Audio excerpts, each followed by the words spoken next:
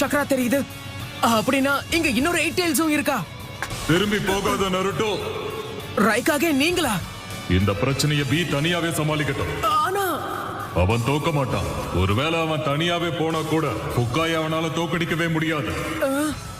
ஃபுக்காயோட மனசுல இருக்கிற வெற்றிடத்தை பியால மட்டும்தான் நிரப்ப முடியும். என்ன சொல்றீங்க? எனக்கு புரியல. ஆனாலும் பரவாயில்ல, நீங்க சொன்ன மாதிரியே செய்றேன்.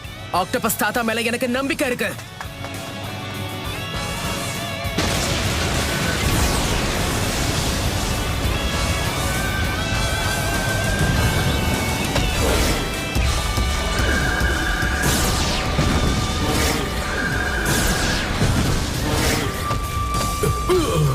இது நல்லதில்ல.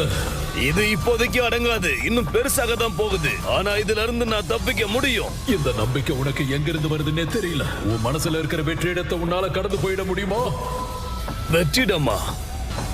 அதுவும் நம்ம மனசுலயா? அவங்க 2 பேரும் சண்டை இப்போதைக்கு முடியாது போல இருக்கு.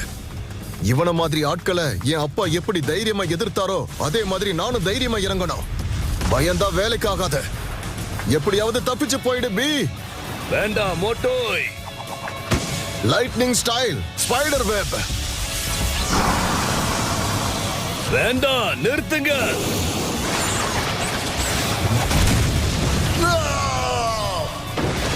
ஐயோ மோட்டோய்.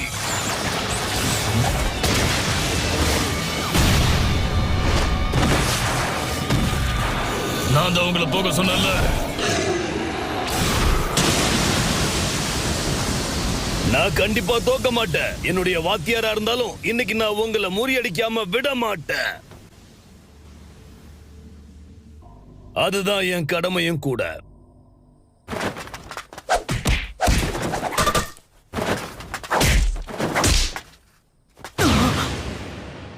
இல்ல பி.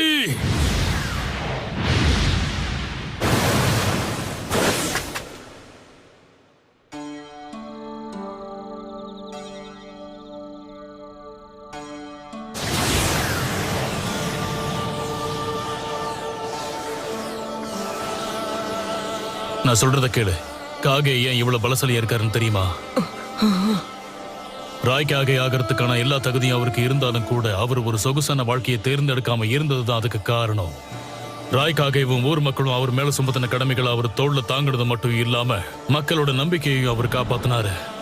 சின்ன சின்ன பிரச்சனைகளுக்கெல்லாம் பழுதுகிட்டு இருந்தவர் பலசாலியாவும் திடமானவராகவும் அவர் மாறினாரு. இப்ப அவரால் முடியாதுன்னு ஒண்ணுமே இல்ல. இப்ப ராய்க்காகேவுக்கு அவர் தான் ரொம்பவே முக்கியமானவர்.